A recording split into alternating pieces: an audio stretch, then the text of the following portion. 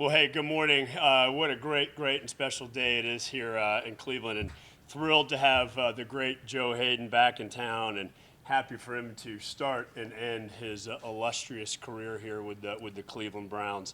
As you all know, Joe has been a class act on and off the field. Was the 7th overall pick in the 2010 draft out of the University of Florida. Big game today against the Georgia Bulldogs, and in his 90 games here with us, had 19 picks, and was just a true pro on and off the field, and we couldn't be more excited to have Joe back here. Joe has also, been great in the community, donating his time to the Cleveland Food Bank, the Special Olympics, and was always engaged in the city. And you usually would find him front row at the Cavs games, and I'm sure we might see him there Sunday night as they take on the Knicks. So I look forward to seeing you there. This family and this organization is beyond thrilled to have you, and grateful for you to retire as a Cleveland Brown. And we've said this to all of our current players and past players: once a Brown, always a Brown. And we're so happy that you're retiring today with us, and look forward to you being a big part of this team going forward. So thank you and congratulations. Thank you. You want to just slide this chair over? Yep. You can sit down and get in the hot seat. All right. What's up, guys? What's up, man? Just wondering, why was this so important to you? You've been with the Steelers for a while, but why was it so important for you to retire as a Cleveland Brown? The main things is basically I was drafted here. The city embraced me when I was a kid. I came here, I was just fresh 21 years old, didn't have any kids, I wasn't married at the time, and just the city embraced me, and they showed me so much love. They, like you said, the Cavs games, I'm going to definitely be there Sunday, and just the Indians, and just they kind of, I just grew up here, and it just was a spot that just showed me so much love, and I kind of wanted to reciprocate that love. It just kind of feels like where I grew up, and it's the place where I wanted to end my career. You'd be covering T. Higgins or Tyler Boyd on Monday. I said that's why I'll be ending my career, because I do not feel like covering those dudes, honestly. You miss playing? I definitely do miss it, just watching the games and just seeing what's going on, and having friends out there that are still playing and playing the game my entire life, and that's all that I know, you know what I'm saying? So definitely always has that piece, but then when I'm seeing my dudes like going down, seeing injuries, like, Joe, there's another corner going down. I'm like, do you think that makes me want to come back more? Like, so just knowing that it's a game that a game that I love to play, but it's just like, now it's a lot of other things. I got my kids over here, I got my wife, I got my family, and it's just 12 years that was amazing time of playing the game, but I can see a bright side on the other side. Joe, when you came back in this building, what first came to mind that you remember? I would say just the memories of my teammates. Like, I thought my first thing I was thought of, like, Big Phil. I thought of Phil Taylor. I thought of T.J. Ward. I thought of Buster Screen. I thought of Gibson. I thought of just about the dudes that I was here with, like, having so much fun and just walking through these halls and going through the practice fields and just the battles that we went into.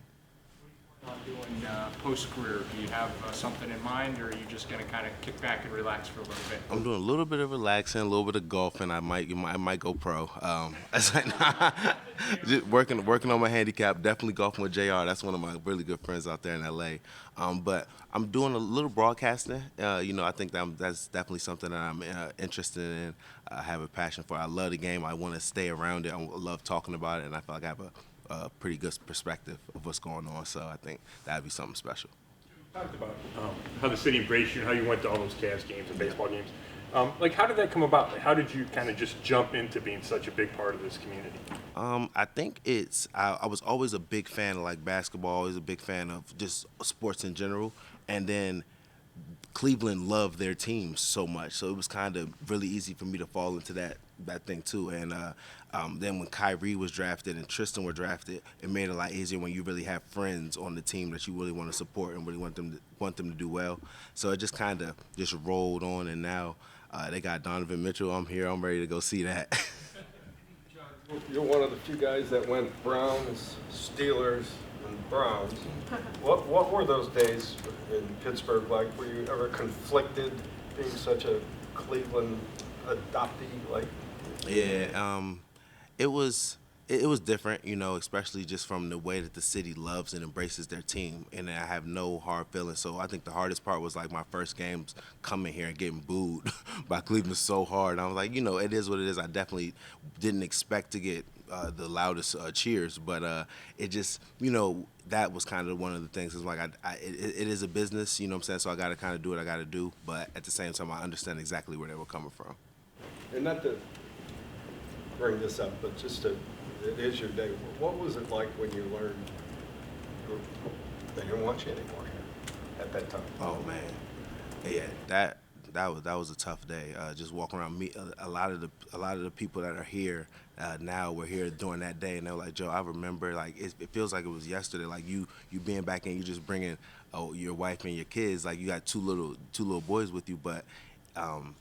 That was a time where I never thought I would be playing for a different team, but when I got that call and they really told me that, you know, they were going to release me, I mean, it was a humbling experience, and then it kind of just put the whole NFL as a business into perspective in my eyes, because I was like, there's no way I'm not going to be playing for the Browns. Gratifying that after that you went on and had, 5 years in Pittsburgh and made a Pro Bowl and had so much success still. 1,000%. I mean, that was one. When you know you got some ball left in you, and people, injuries, and that's the crazy part about the league. You know, what I'm saying, like when you're 6 years in, people are starting to get in. Like, man, is this dude injury prone? So being able to go 5 more years and be able to play and just have that longevity, and it felt good for me to be able to feel like I can still go out there because I knew I still had good ball in me. Seems like so many guys that come through here, it leaves such a special place in their heart, even though the winning didn't necessarily happen. You guys were so close-knit and everything. What is it? What makes it so special to be here, to play for this football team in this community when it wasn't always, winning times? I think it was the fact that during the times you have a lot of fans that if you lose, they're not going to like you.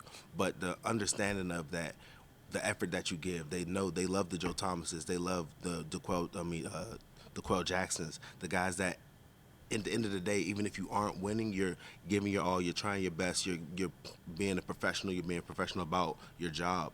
So I think just the respect of them, a lot of them just understanding, like, maybe not be the coaching staff, but it's not like your effort. So I think just understanding that they had love and they respected what we were doing kind of made me feel like I can dig it, I can feel you. What's your favorite memory of being a Cleveland Brown? My favorite memory of being a my favorite memory of Cleveland Brown was when I playing versus Andy Dalton. I had 2 picks, and when we beat Cincinnati, I had a pick and a pick 6. Broadcasting is maybe something you're interested in. Have you gotten any advice from Joe Thomas on that? Oh, not yet. I'm definitely going to be in his ear about it for sure, though. What ways do you think you might be able to be involved with this team again now that you're retiring as a Brown, and how would you like to be around here? I don't know. That's a good idea. I'm gonna talk to these guys after we figure something out. But I definitely going to be now having more time and being retired. I got time to do things now, so I'm going back to Florida, be coming to some games, bringing my kids to Cavs games. So just being able to kind of move around it feels good. So you think you'll be more part of the Cleveland community than you would necessarily the Pittsburgh I'm community? going to be, we're LA based because my kids go to school there, but Cavs are my favorite basketball team. Stamped. When last season ended, did you know you were probably done, or when did you kind of make the decision? I made the decision probably about like a week before the season started. Maybe like probably the first game of the season, honestly. I was working out the whole off season. I had no intentions of retiring. But I had a number kind of, you know what I'm saying, in my head that I wasn't going to do the league minimum. I could have signed with 13 teams for the league minimum, but it just wasn't something that was like, got my kids, I got my health, so I know what I can bring to the table. I know that I'm not going to be the $22 million paid corner, but I'm not going to be the $2 million paid corner. You know what I'm saying? So just having that realization and knowing like what I've done for my body and what I felt like my worth was, and when it didn't come to that, I'm like, I can really step away like happy and ready to. Martin Emerson yesterday, the Browns rookie cornerback, and Oh he's yes, I saw the video with Rich Eisen. It was so sweet. I was like, I want to hug this dude as soon as I see him. He's so nice. Yeah, that was sweet. and he's obviously wearing, your number 23, and representing you pretty well actually in it. So just wondering, I mean, like, are you looking forward to meeting him and Yes. kind of letting him know you're going to be there for him? Yeah, if yeah, he yeah. needs No, you? 1,000. I mean, that stuff like that is, that makes me feel good. Like it makes me like I said on the Rich Eisen. He's like, "How do you feel about that?" I'm like, "I just want to hug him." You know what I'm saying? Because like that's what I do it for like just trying to motivate, trying to make people see like what I'm saying. If you look up to the way I do it, I really really appreciate it. So I can't wait to go see him and tell him that I appreciate his kind words.